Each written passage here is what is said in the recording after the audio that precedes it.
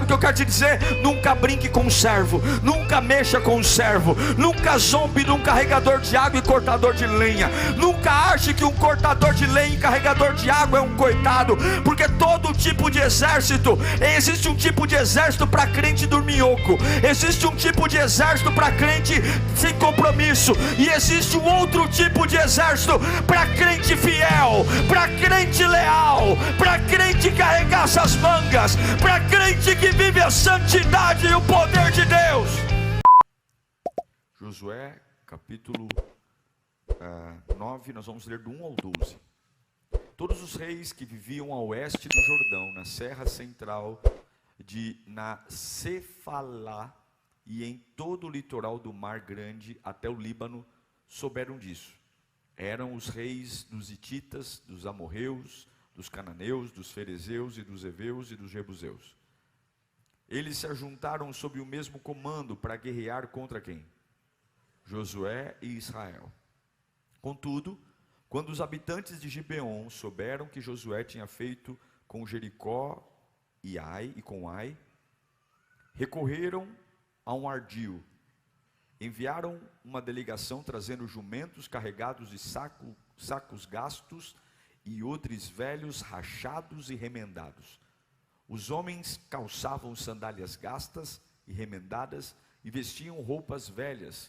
Todos os pães do suprimento deles estavam secos e esmigalhados. Foram a Josué no acampamento de Gilgal e disseram a ele e aos homens de Israel: viemos de uma terra distante, queremos que façam um acordo conosco. Os israelitas disseram aos heveus: talvez vocês vivam perto de nós, como poderemos fazer um acordo com vocês? Somos seus servos, disseram a Josué. Josué, porém, perguntou: quem são vocês? De onde vêm? Eles responderam: os seus servos vieram de uma terra muito distante, por causa da fama do Senhor, o seu Deus, pois ouvimos falar dele, de tudo o que fez no Egito, e de tudo o que fez aos dois reis dos amorreus, a leste do Jordão, Seom, rei de Esbom, e a Og, rei de Bazã, que reinava em Astarote. Por isso, os nossos líderes e todos os habitantes da terra nos disseram: juntem provisões para a viagem, vão ao encontro deles e digam-lhes: somos os servos e façam uma aliança conosco. Façam uma aliança conosco. Este nosso pão estava quente quando embrulhamos em casa, no dia em que saímos de viagem para cá. Mas vejam como agora está seco e esmigalhado. Este nosso... esmigalhado. Até onde nós vamos? Você está no 12? Agora você coloca para mim o 15 e 16. Então Josué fez um acordo de paz com eles, garantindo poupar-lhes a vida, e os líderes da comunidade o confirmaram com juramento. 3 dias depois de fazerem aliança com os gibeonitas, os israelitas souberam que eram vizinhos e que viviam perto deles. Feche os olhos. Pai, nós te pedimos nesta manhã de ceia do Senhor. Já estamos no 2º mês deste ano tão poderoso. Nós pedimos que o Senhor esteja conosco, que o Senhor venha ao nosso coração. Ó Deus, tira todo o cansaço, toda a distração. Eu sei que nesse momento o inimigo tenta roubar a nossa atenção, mas nada vai tirar e impedir de ouvir a tua voz, em nome de Jesus. Josué, sucessor de Moisés, vem numa escalada de vitórias constantes. Josué tem uma campanha impecável e fantástica no caminho de chegar à terra prometida, de destruir e destronar reis. Ele atravessa o Jordão, vence os reis de Jericó, e agora a sua fama se estende aos reis da além do rio. Ou seja, Josué se tornou um problema, porque por onde quer que ele vá, todos o temem e são destruídos. O texto que nós lemos mostra que um homem que tem aliança com Deus vence. Josué está vencendo. E agora 5 reis da além do rio se unem no objetivo de tentar parar Josué. Porém, um povo o povo de Gibeon toma uma decisão. Eles pensam o seguinte: olha, Josué não perdeu nenhuma batalha, ele é um grande general. Se nós lutarmos contra ele, é muito provável que também vamos ser derrotados. Então vamos fazer o seguinte: vamos até Josué e vamos fazer uma aliança com ele. Só que tem um problema: os gibeonitas estavam na rota de Josué. Em outras palavras, eles estavam perto. Jamais eles imaginavam que Josué faria uma aliança com eles, sendo que eles estavam exatamente no caminho que Josué tinha que passar para chegar aonde Deus os prometeu. Então o que eles fizeram?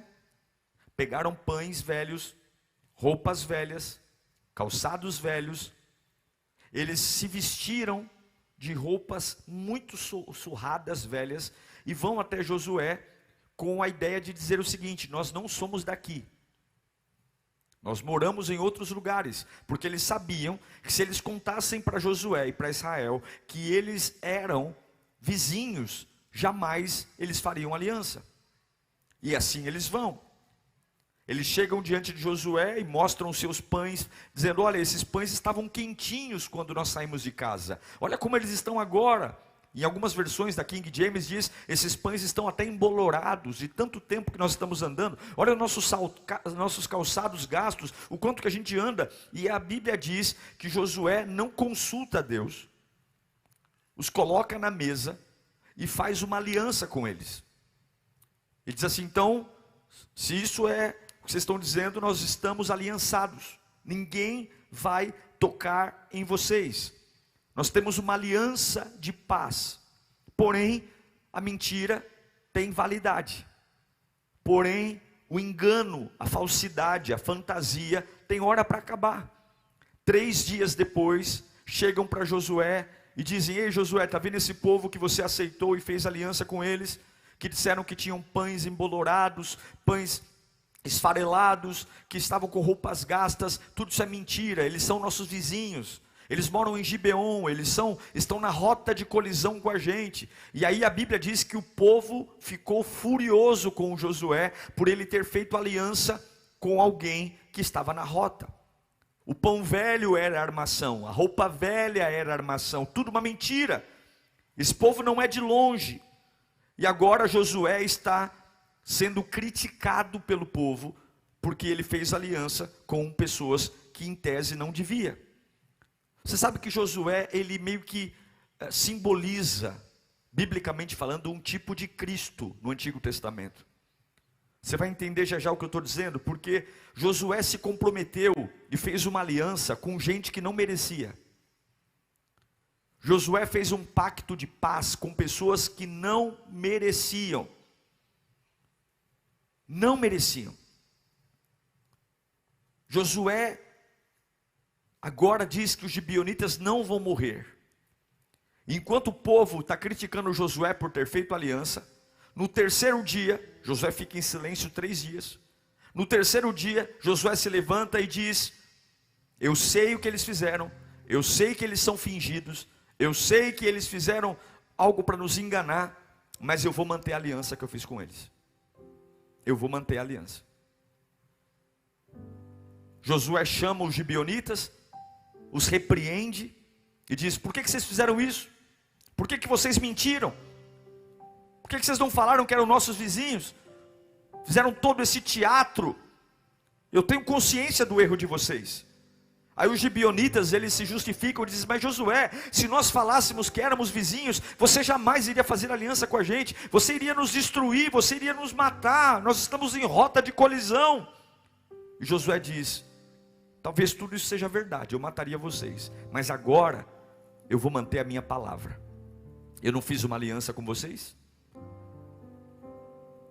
Eu fiz uma aliança, está todo mundo me odiando aqui, mas eu dei a palavra que eu protegeria a vida de vocês. Não é porque vocês não merecem morrer, vocês merecem morrer, mas é por causa da aliança que eu fiz. Não é porque vocês são bons, não é porque eu gostei de vocês, é porque eu dei a minha palavra. Eu fiz uma aliança que sustentaria vocês. Então eu não vou matar vocês, mas eu vou fazer uma coisa: eu vou educá-los. eu vou educá-los. A partir de hoje nós vamos ter essa aliança, mas para vocês pagarem essa aliança, não financeiramente, mas pagarem para mostrar que há um testemunho público, que vocês se arrependeram, que vocês têm consciência, que mereciam morrer, mas para eu manter essa aliança, então a partir de hoje vocês vão ser servos aqui, e vocês vão trabalhar num lugar muito especial, vocês vão trabalhar no templo, e eu vou dar a vocês duas funções, vocês vão ser rachadores de lenha e carregadores de água. Diga comigo, rachadores de lenha e carregadores de água. Parece ser uma ironia que um povo que chegou mentindo, um povo que chegou fazendo teatro, falsidade, receba uma função de ser rachador de lenha e carregador de água, justamente no templo. No templo, eles iam levar água para o templo. Eles iam rachar lenha para fazer fogo no altar do templo. É interessante porque algumas pessoas que chegam na igreja meio atrapalhadas, a gente diz assim, toma cuidado com elas, né? Não deixa ela servir assim, não deixa, mas a gente olha para a Bíblia e vê que você consegue combater um coração idólatra, colocando ele perto da verdade. Você consegue combater as trevas. Eu não estou falando de dar púlpito, eu não estou falando de dar cargo, eu estou falando de entender que os gibeonitas historicamente eram um povo idólatra, assim como todos os povos da além do rio, eram pessoas idólatras, e Deus fez questão de colocar aquele que não merece, o mais próximo possível da casa, do templo. Por quê? A treva só é intimidada diante da luz, o pecado só é intimidado diante da santidade. Então eles vão trabalhar no templo, para quê? Para que haja um confronto, porque você não muda a vida numa sala de aula, você não muda a vida fazendo mentalização, você muda a vida rachando lenha e carregando água perto do templo para ouvir a verdade e entender o que é a verdade. Então eu sei, vocês deveriam morrer, mas agora vão ser rachadores de lenha e carregadores de água. Vocês estavam sentenciados à morte, mas eu tenho uma aliança com vocês, e eu vou manter a aliança. Mas vocês não podem ficar desocupados aqui, vocês não podem ficar soltos, vocês vão trabalhar. E é interessante que um povo que é pego na mentira, agora se torna servo, carregador de água e rachador de lenha, trabalhando. Eles não eram os melhores, eles eram os piores, mentirosos, falsos. Mas essas pessoas que são os piores, são aqueles que mais devem estar perto da glória de Deus. Quanto pior nós formos, mais perto nós temos que estar da glória de Deus. Eu sei que alguns aqui não conseguem se afastar da glória de Deus, porque você sabe qual é a versão da sua vida que vem à tona. Eu sei que alguns aqui sabem que, pastor, eu não posso parar de cultuar, eu não posso parar de servir, eu não posso parar de carregar água e rachar lenha, porque eu sei de onde eu vim, eu sei o que eu sou. E Deus diz, eu te conheço, eu sei de onde você veio, eu sei que você se manteve por muito tempo numa vida de mentira, e é por isso que hoje eu estou deixando você cada dia mais perto, rachando lenha e carregando água, cortando lenha e carregando água. Cortar lenha significa fogo, carregar água significa palavra. É fogo e palavra, fogo e palavra. Fogo e palavra não é só para quem quer ser pastor, fogo e palavra não é só para quem quer ser líder, fogo e palavra é para aquele que chega diante de Deus e sabe que se não fosse a aliança que nós temos com Cristo, nós já deveríamos estar mortos, deveríamos estar arrebentados, mas porque Deus fez uma aliança conosco, hoje nós nos tornamos rachadores de lenha e carregadores de água. Eu não quero carteirinha, eu não quero status, porque eu merecia era morrer. Eu quero rachar lenha e carregar água, e estar cada dia que passa mais perto do templo e da presença de Deus. Antes eu era enganador, antes eu era um fingido, antes eu era um trapaceiro, antes eu era mentiroso. E por que você está vivo? Eu estou vivo porque Ele fez uma aliança comigo. Não é porque eu mereço, mas é porque Ele fez uma aliança comigo. O povo olha para Josué e diz, olha, você não pode fazer isso, você tem que matá-los. Josué diz, eu não vou fazer o que vocês querem, eu vou cumprir a aliança que eu fiz com eles. Não é porque eles são bons, não, eles não são bons, mas é porque eu dei a minha palavra. Sabe por que você está aqui? Não é porque Deus olhou e viu coisa linda em nós, é porque Ele deu a palavra que iria nos salvar, Ele deu a palavra que iria nos perdoar, Ele deu a palavra que iria nos resgatar. E é por isso que hoje nós somos rachadores de lenha e carregadores de água em nome de Jesus. Então Josué olha para eles e diz: dá um machado, dá um balde, eles vão trabalhar. Mas espera aí, eles são descendentes de Abraão? Não. Eles são descendentes de Isaac, Jacó? Não. Quem eles são? Eles são gentios. E o que eles estão fazendo aqui no meio do nosso povo? Eles não têm nosso sangue, eles não têm a nossa descendência, eles não estão na nossa linhagem. O que eles estão se infiltrando aqui na nossa vida? E ainda cortar lenha para o templo, carregar água para o templo. Quem eles são? Josué diz: eu tenho consciência que eles não são do nosso povo, eu tenho consciência que eles são gentios, mas eu fiz uma aliança com eles. Eu fiz uma aliança, eu fiz um compromisso. Eu sei que ele não veio de Abraão, eu sei que muitos aqui não vieram de um lar cristão, eu sei que muitos aqui não vieram de uma família de pastores, líderes. Eu sei que tem pessoas aqui que você se converteu há alguns dias, e talvez alguns olhem para você porque você ainda não sabe se portar na igreja, porque você ainda não sabe como reagir a um culto. E eu sei que você olha e fala assim: meu Deus do céu, será que eu me encaixo? Será que, porque eu vejo tudo tão diferente? Mas eu quero que você entenda, você não era para estar aqui.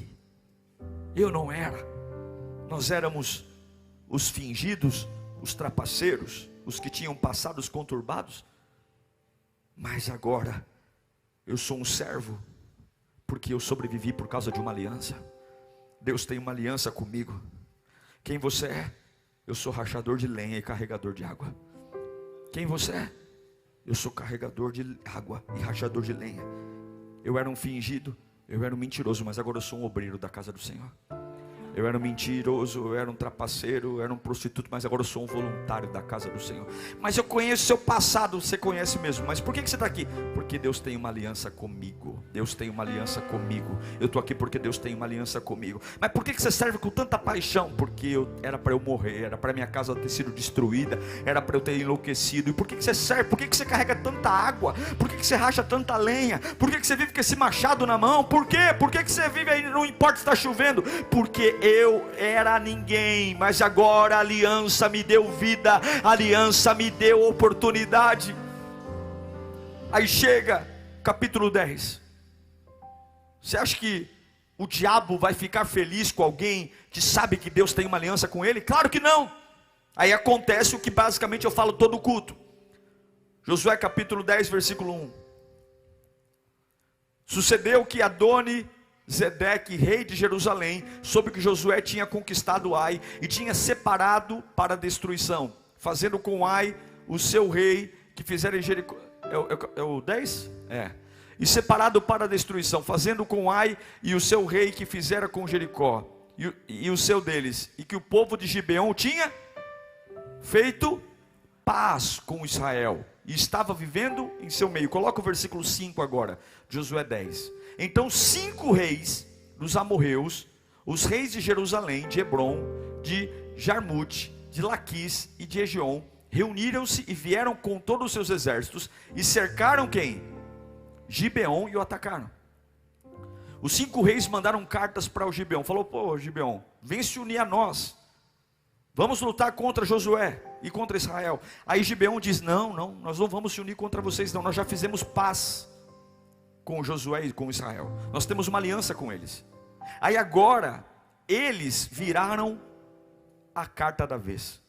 Os 5 reis agora, antes de destruir Josué, ou querer destruir Josué, eles querem destruir Gibeon, os gibeonitas, porque eles estão aliançados. Para eles é um traidor. Eles não suportam ver a aliança de Gibeon com Israel. Eles não suportam. Gera ódio, gera ataque. E isso é a coisa mais básica que tem na vida cristã. Sua aliança com Deus vai gerar ataques. Vai gerar ataques. Aí os gibeonitas ficam sabendo que os 5 reis vêm contra eles. Eles mandam uma carta para Josué dizendo: Josué, não abandone os teus servos. Josué, não abandone os carregadores de água e cortadores de lenha. Josué, não abandone. Você quer ver a resposta de Josué para eles? Josué 10, 6 e 7. Os gibeonitas enviaram esta mensagem a Josué no acampamento de Gilgal: não abandone quem? Seus servos. Venha depressa, salve-nos, ajude-nos, pois todos os reis amorreus que vivem nas montanhas se reuniram contra nós. 7. Josué subiu de Gilgal com todo o seu exército, incluindo quem? Incluindo quem? Sabe quem são os melhores guerreiros? A tropa de elite. A tropa de elite. Então os gibeonitas estão dizendo: ei Josué, sabe quem nós somos? Nós somos os carregadores de água e cortadores de lenha, aqueles que eram falsos, mas você fez uma aliança conosco, e quando descobriu que a gente era falso, você manteve a sua aliança. 5 reis querem vir matar a gente, e aí você tem que nos ajudar. E Josué pega o WhatsApp, recebe a mensagem e fala: nós vamos lá lutar a guerra deles. Mas não é apenas um exército, eu quero a tropa de elite indo comigo. Eu quero dizer uma coisa: o nível de ajuda é dado para quem senta no sofá e fica sem fazer nada, e um outro nível de ajuda é dado para cortador de lenha e carregador de água. Eu quero dizer que um nível de exército é para aquele que não quer saber da obra de Deus. Deus ajuda de um jeito, mas existe um outro nível de ajuda para aquele que corta a lenha e carrega a água. Você está entendendo? Josué podia dizer: manda qualquer soldadinho aí ajudar eles. Não, Josué diz: eu quero os melhores soldados indo comigo. Por quê? Porque os carregadores de água e cortadores de lenha estão em perigo. Eu quero que você entenda: há um novo nível de ajuda para quem é cortador de lenha e carregador de água. Não é sobre o quanto você viveu no passado, mas é o quanto você está disposto a manter a aliança, servindo ao Senhor, cortando lenha e carregando água. Deus levanta a elite do exército. Sabe o que eu quero te dizer? Nunca brinque com um servo, nunca mexa com um servo, nunca zombe de um carregador de água e cortador de lenha. Nunca ache que um cortador de lenha e carregador de água é um coitado, porque todo tipo de exército, existe um tipo de exército para crente dorminhoco, existe um tipo de exército para crente sem compromisso, e existe um outro tipo de exército para crente fiel, para crente leal, para crente que arregaça as mangas, para crente que vive a santidade e o poder de Deus.